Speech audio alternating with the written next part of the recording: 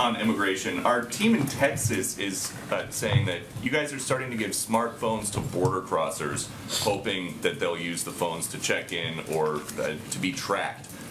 Which part of that is supposed to deter people from crossing illegally into the States? Well, I think you, of all people, since you've asked me a range of questions on this topic over time, would recognize that we need to take steps to ensure that we know where individuals are and we can track and we can check in with them. Concerned by folks around here that these migrants will take the phones and just toss them? And then, do you have a record of people throwing phones away? I'm just asking if that's a concern. Our concern is ensuring that individuals who irregularly migrate to the United States proceed through our process of, of course, being monitored, but also participating in hearings to determine whether or not they will be able to stay. I would note that. Was it common for President Biden to do favors for Hunter Biden's international business partners, like writing college recommendations for their kids? I've seen the report. I have no confirmation or comment on a report about whether or not the president, when he was a private citizen, wrote a college recommendation letter for an individual. A college recommendation letter, though, from, at the time, a former vice president would be a big deal. So do we know what the president might have gotten in return for doing a favor like that? Again, I have no confirmation of any recommendation letter the president wrote when he was a private citizen, by the way, not serving in public office. That's even the report. But he's the president now, and you're his spokesperson. Correct. And he was not the president at the time of this report. There's evidence that the president at one point was office mates with Hunter and his brother Jim here in D.C. It's not accurate. That is not accurate. So when Hunter Biden is emailing a landlord, please have keys made available for new office mates, Joe Biden, Jill Biden, Jim Biden, that you're disputing. They were not office mates, no. They were not office mates. Okay.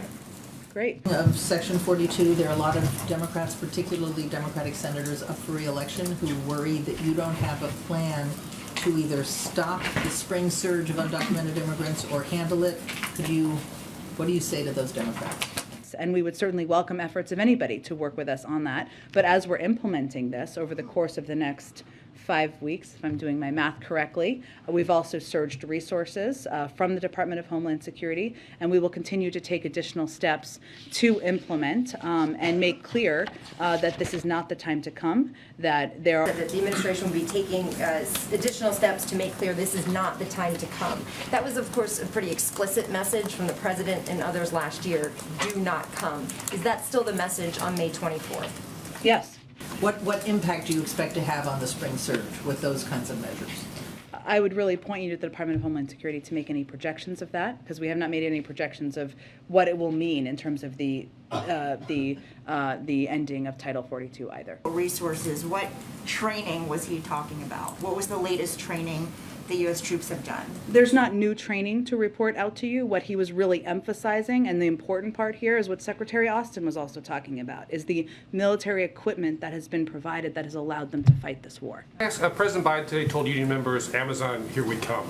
Was he endorsing the efforts of workers to unionize Amazon facilities?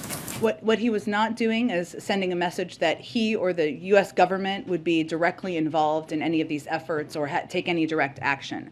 What he was conveying is that is his longtime support for collective bargaining, for the rights of workers to organize, and their decision.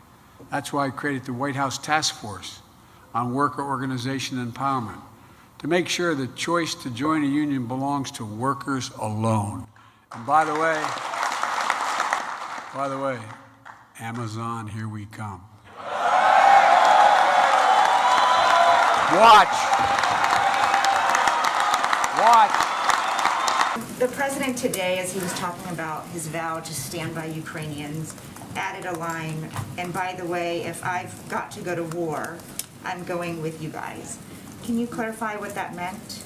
He has no intention of sending troops to the ground or fighting a war with the U.S. forces against Russia. That was a reflection of his long love for labor unions and members of labor unions and the building and trades workers who were there and people that he would always love to be in the foxhole with, not an indication of a change in U.S. policy. So far, the administration, or the U.S. has spent about $2 billion since the beginning of this invasion. But if General Milley is correct in what he said yesterday, that this really could go on for several years, are these numbers sustainable over the long term? Can you keep up at this pace?